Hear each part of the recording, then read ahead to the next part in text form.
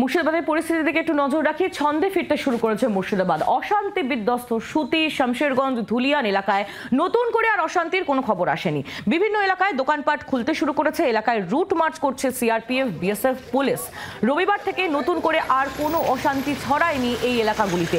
বিভিন্ন দোকানপাট খুলতে শুরু করেছে। নতুন করে আর কোথাও কোনো অশান্তির খবর নেই। হিংসা ছড়ানোর অপরাধে প্রায় 200 জনকে গ্রেফতার করা হয়েছে ইতিমধ্যেই।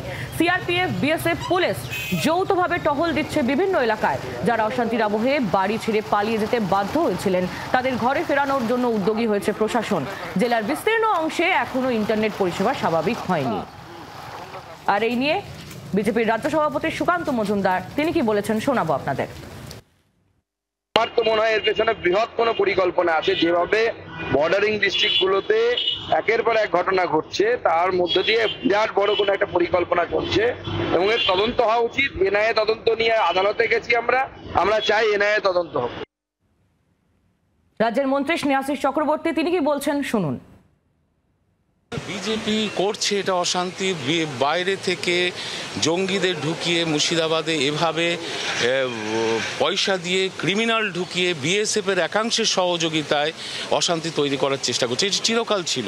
চেষ্টা যারা করে তারা সাময়িকভাবে সফল হয়, কিন্তু শুভবুদ্ধি সম্পন্ন মানুষ এবং সচেতন সরকার, দায়িত্বশীল সরকার যদি ক্ষমতায় থাকে, যেটা পশ্চিমবঙ্গে মমতা বন্দ্যোপাধ্যায়ের নেতৃত্বে আছে, ওটা ফলপ্রসূ হবে না। বাংলায় শান্তি থাকবে এবং সম্প্রীতি থাকবে।